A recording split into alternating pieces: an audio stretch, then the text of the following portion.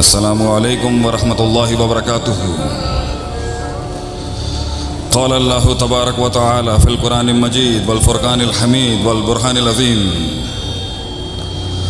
لقد من اللہ علی المؤمنین اذ بعث فیہم رسولا من انفسہم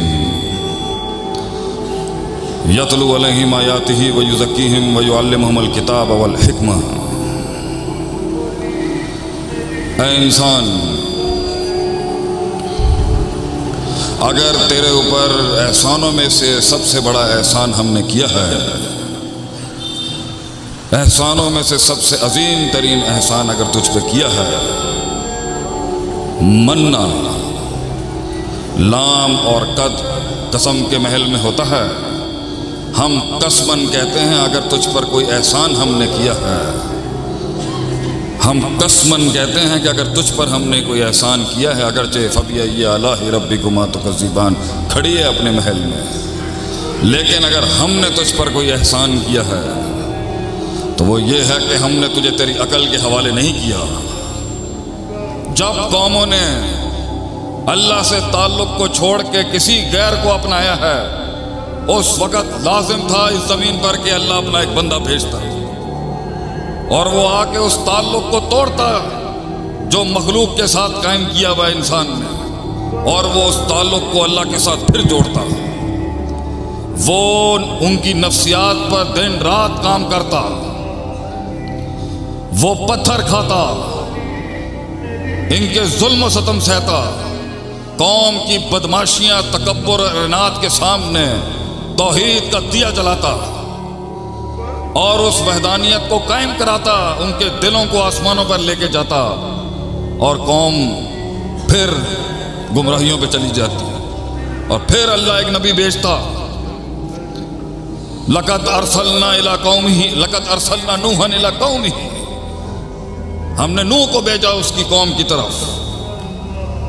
وَإِلَى ثَمُودَ أَخَاهُمْ صَالِحٌ وَإِلَى عَادٍ أَخَاهُمْ هُودًا وَإِلَى مَدْيَنَ أَخَاهُمْ شُعَيْبًا۔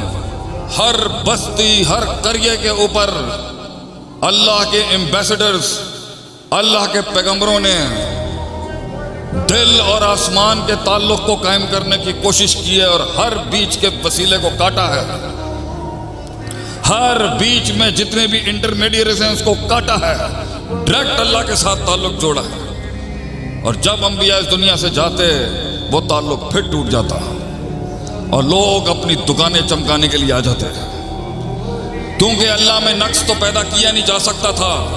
سبحانہ و تعالی عما یصفون و سبحانہ و تعالی عما یشرکون، پاک اور بلند ہے وہ اللہ کہ اس کے ساتھ ایسی صفت جوڑی جائے جو مخلوق کی صفت ہو۔ لیس کمثلہ شیء، اللہ کی مثل مخلوق میں نہیں ہو سکتی، اللہ انسانوں کی طرح مخلوق کی طرح نہیں ہے، تو اللہ میں نقص تو پیدا کر نہیں سکتے تھے، یہ اللہ کو زمین پر لا نہیں سکتے تھے، تو انہوں نے زمین والے کو آسمان تک پہنچانے کی کوشش کی،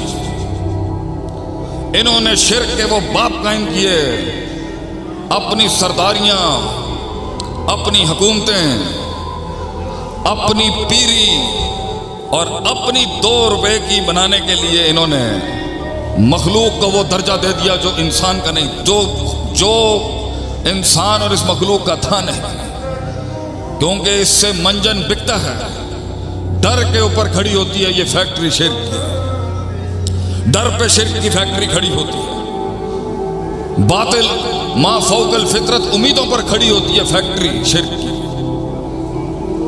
عذابوں سے بچنے کے لیے فیکٹری کھڑی ہوتی ہے شرک کی، اور گارنٹی پہ کھڑی ہوتی ہے فیکٹری شرک کی، اور وہ گارنٹی ان دیکھے اللہ، ان دیکھی جنت، ان دیکھے فرشتے اور ان دیکھی آخرت کے ساتھ چلنے کا صبر انسان کر نہ سکا، اس کو ایک آنکھوں سے دیکھنے والا خدا چاہیے تھا، وہ صبر نہیں کر سکا جو اللہ نے کہا تھا میں دکھاؤں گا کہ قیامت کی صبح تک ان عبادی لیس لک علیہم سلطان، ایک قوم کو تو کبھی گمراہ نہیں کر سکے گا، ایک قوم کو تو کبھی قائل نہیں کر سکے گا، اس دن یہ کائنات لپیٹ دوں گا میں، جس دن مباحدوں کی جماعت ختم ہو گئی اس دنیا سے، ایک ہمیشہ رہے گی جو تیرے تیز ہواؤں طوفانوں کے اندھیروں کے اندر بھی توحید کا دیا جلاتی رہے گی. تو نہیں ان کو آگے پیچھے سے نقصان دے سکتا. الا قلیلا، تھوڑے ہی ہوں گے وہ. اور اگر ایک بھی ہوا تو کانت امت واحدہ. یہ ہمارا چیلنج ہے تجھے ابلیس. وہ اکیلا ایک امت پر بھاری ہوگا پورا. اتنی قیمت ہے ایک توحید والے کی، اتنی قیمت ہے ایک توحید والے کی. تو اللہ کو تو لا نہیں سکتے تھے انسان کے معیار کے اوپر، خود اللہ بن نہیں سکتے تھے، تو انہیں سہارا لینا پڑ گیا اپنے علاقے کے نیک لوگوں کا، صالح لوگوں کا، متقی پرہیزگار خدمت گزار لوگوں کا. ان کی شان میں کچھ قصیدے بڑھائے گئے اور اتنا بڑھایا گیا کہ انسان کا ان سے تعلق قائم کیا گیا، پھر اس سے تعلق قائم کیا گیا. یہ ہے واردات کا انداز اور طریقہ صدیوں سے. ہم نے تجھے تیری سوچ کے حوالے نہیں کیا، ہم نے تجھے تیرے تجربات کے حوالے نہیں کیا، ہم نے تجھے تیرے شعور کے حوالے نہیں کیا، اور ہم نے تجھے تیرے نفس کے حوالے نہیں کیا. ہم نے تجھے تیری زندگی میں حق کے رستے کو ڈھونڈنے کے لیے بعث فیہم رسولا من انفسہم انبیاء بھیجے ہیں. ہم نے نبوت کے سلسلے کو وجود دیا. ہم نے اس ہستی پہ اس سلسلے کو، اس کی ابتدا کی، جس سے ہم نے بتایا کہ یہ زندگی کیا ہے، یہ دنیا کیا ہے، اور تو کیا ہے، اور میں کون ہوں. یہ تجھے تیری عقل کے سپرد نہیں کیا کہ تو خود ڈھونڈ لے.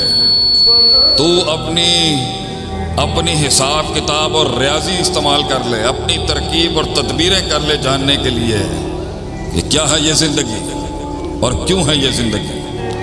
ہم نے نبیوں کے سلسلے کو ابتدا کی تیرے لیے، اور وہ نبی علیہ الصلوۃ والسلام علیہم اجمعین کیا کرتے تھے. وہ باتیں ہیں آج، بہت باتیں ہیں آج، بہت فکریں ہیں اس فتنے کے دور میں کہ نبوی منہج یہ ہے، نبوی منہج یہ ہے، نبوی منہج یہ ہے.